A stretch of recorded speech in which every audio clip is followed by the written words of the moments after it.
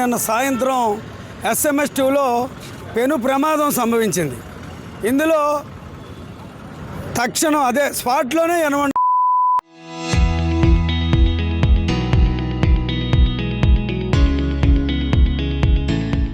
ఒక 6గురు పరిస్థితి కూడా చాలా తీవ్రంగా ప్రమాదమైన పరిస్థితిలో ఉంది. కార్మిక సంఘాలు, విశాఖ ప్రజలు అందరూ దిగ్భ్రాంతికి గురై ఏమిటి ప్రమాదం ఎందుకు జరుగుతుందని అనుకుంటే దీనికి కేవలం ప్రైవేట్ పరం చేసే కుట్రలో భాగంగా భద్రతా ప్రమాణాలు పాటించకుండా ఉండడం వల్లే ఈ ప్రమాదం జరిగిందని కార్మిక సంఘాలు గోలెత్తుతుంటే ఈరోజు వచ్చినటువంటి ఐటీ మంత్రి నారా లోకేష్ గారు, ఉప ముఖ్యమంత్రి పవన్ కళ్యాణ్ గారు ఏం మాట్లాడుతున్నారు?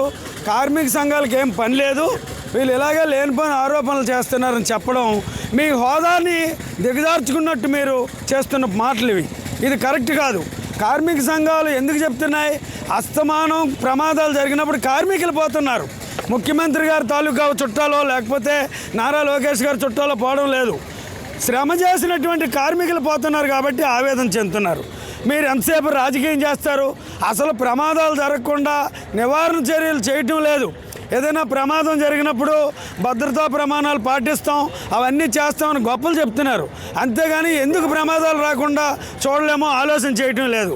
మేము కోరేది ప్రమాదం అనుకోకుండా జరిగింది, చనిపోయిన వారికి ₹1 కోటి నష్టపరిహారం ఇవ్వండి, వాళ్ళ కుటుంబంలో ఒకరికి ఉపాధి కల్పించండి. అదేవిధంగా క్షతగాత్రులకి ₹50 లక్షల నష్టపరిహారం ఇచ్చి మెరుగైన వైద్య సదుపాయం కల్పించండి చెప్తున్నాం. అంతేగాని నారా లోకేష్ గారు ఆస్తిలో లేకపోతే పవన్ కళ్యాణ్ ఆస్తిలో మాకు ఇవ్వమని, ఆ కార్మికులకి ఇవ్వమని అనటం లేదు. ప్రభుత్వం తరపున మీరు చేయాల్సిందంతా చేయాలని చేస్తే ఎందుకు మీకు వచ్చిన చిందులు? తప్పు కాదు, ఇది మంచిది కాదు. మీరు నోరు పారేసుకుంటే కార్మికుల ఆగ్రహానికి, ప్రజల ఆగ్రహానికి మీరు గురకాక తప్పదు. వెంటనే స్వచ్ఛంద సంస్థ చేత జ్యుడిషియల్ ఎంక్వైరీ చేయించి నిజాలు నిగ్గు తేల్చి బాధ్యులైన వారిని చట్ట ప్రకారం కఠినంగా శిక్షించి భవిష్యత్తులో ఇలాంటి ప్రమాదాలు రాకుండా చూడాలని సిపిఐ తరఫున మేము డిమాండ్ చేస్తున్నాం. నిన్న స్టీల్ ప్లాంట్లో CMS విభాగంలో ప్రమాదం అనేది జరిగింది. ఈ ప్రమాదంలో 9 మంది అనేది 6గురు క్షతగాత్రులుగా హాస్పిటల్ ఉన్నారు.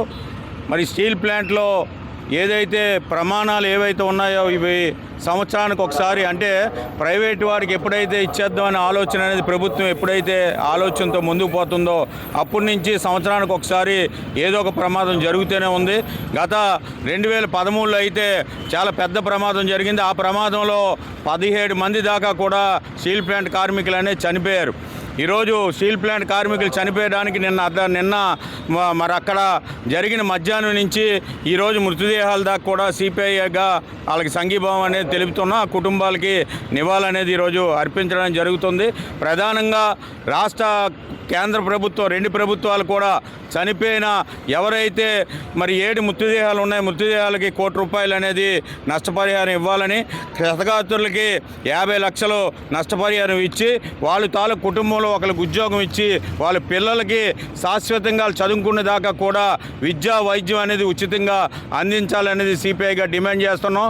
స్టీల్ ప్లాంట్ అనేది అంటే సెంటిమెంట్తో కూడుకున్న విశాఖ ఉక్కు ఆందోళనకని 32 మంది బలిదానమై సాధించుకున్న స్టీల్ ప్లాంట్ని 4 సంవత్సరాల నుంచి నిరాహార దీక్షలు చేస్తున్నా కూడా ప్రభుత్వం పట్టించుకోకుండా ప్రైవేట్ వాడు కట్టబెట్టాలన్న ఒక ఆలోచనతో అక్కడ చేస్తున్న అవుట్సోర్సింగ్ కార్మికులు ఒక 6,000 మందిని తీసేశారు.